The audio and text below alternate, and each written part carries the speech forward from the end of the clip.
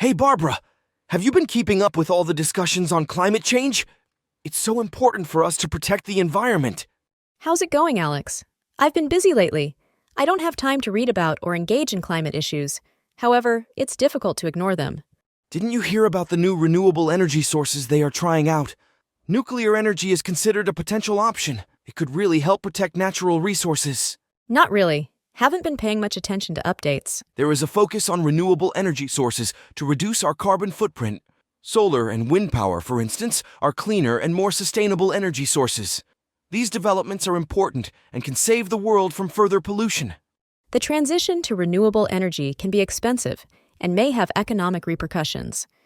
Some argue it's not feasible for every country, especially developing nations. Indeed, the initial costs are high, but in the long run, investing in renewable energy can create jobs and stimulate economic growth. This contributes to achieving the desired values of equality and social justice in the world. Natural phenomena on the planet may become less extreme, and humans can finally be at peace with planet Earth. I'm not against it, but there are concerns about the irregularity of renewable energy sources. What about when the sun isn't shining or the wind isn't blowing? We need reliable energy, and currently, this often means relying on fossil fuels. I hear you.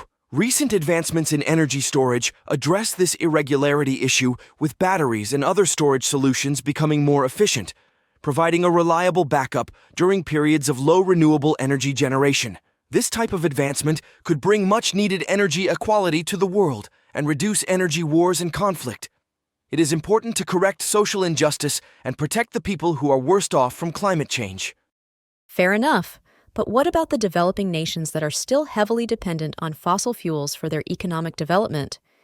They need access to affordable energy. I understand this need, but we can't ignore that the continued use of fossil fuels will exacerbate climate change. We can focus on providing support and incentives for these nations to transition directly to cleaner technologies, bypassing the polluting phase of industrialization. This way we can make sure that every nation and person are treated justly. Yes, that makes sense. It's a complex issue. I hear you. It's not just about one solution, but a combination of efforts, from individual actions to international collaboration. Finding sustainable solutions to combat climate change requires combined efforts. It is important that we all work together to correct injustice and find unity with nature. I see. The challenge is that national policies and major energy transformations often take decades to change locked-in infrastructure and institutions. Sure, it's difficult, yet important to incorporate learning about climate change into your everyday routine. For example, listen to a podcast on your way to work or when you are cooking. You can do even little things to protect the environment. I get that, but it's difficult to keep up with all the new information, engage with climate issues, and be an advocate for them. I understand this need, but we can't ignore that the continued use of fossil fuels will exacerbate climate change. We can focus on providing support and incentives for these nations to transition directly to cleaner technologies, bypassing the polluting phase of industrialization. This way we can make sure that every nation and person are treated justly. Do you really think that makes a difference? Aren't there other everyday actions I could take? Of course.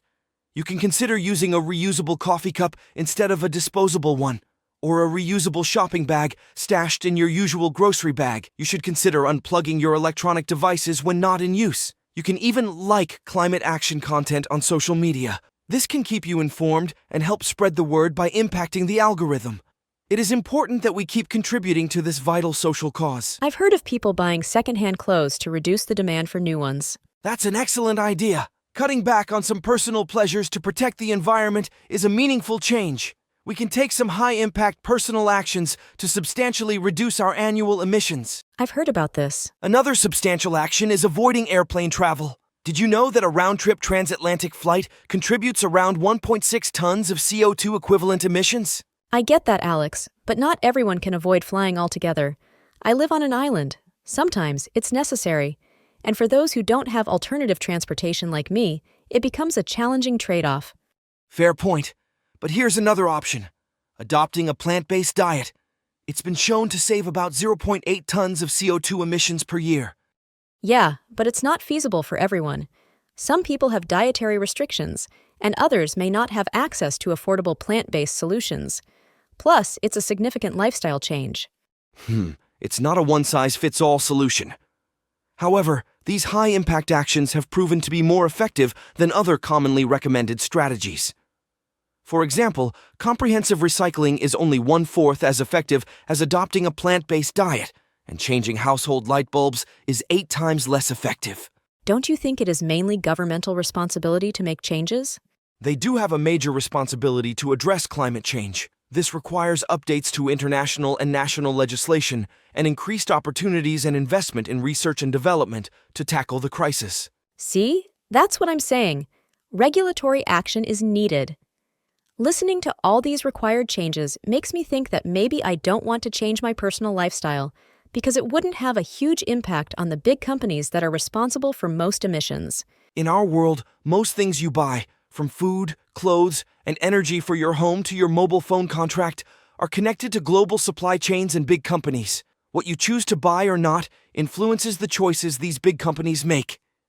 Your influence can be bigger than you think and can contribute to this worthy environmental cause. I don't think that climate action coming from EU businesses and citizens alone will have a significant impact on a global scale because other countries that are responsible for most emissions follow different regulations and have not made environmental commitments. Europe still has plenty of polluting activities, despite its share of global emissions decreasing over time. We still have a long way to go towards climate neutrality by 2050. Besides, we can be a power for social justice and not social inequality. I read that the EU generates over 2.6 million tons of carbon emissions each year. That's not a lot compared to China, which emits 10.4 million, and the US with 5.1 million. That's true, but the EU still emits 7% of the global total, which is a considerable amount. And Europe is at the forefront of global climate action. It engages in climate diplomacy at UN COP climate change conferences and has set ambitious goals for the future. The challenge lies in this being fully implemented and strengthened, though. It's a challenge indeed, but Europe stands ready to lead this process. And don't forget the individual actions that you can take. Anyway, I'm glad I got to discuss this with you. Now I'm off on a cycling trip with friends. Join us if you want. See? You've already started. Thanks, but I have to run. See you soon.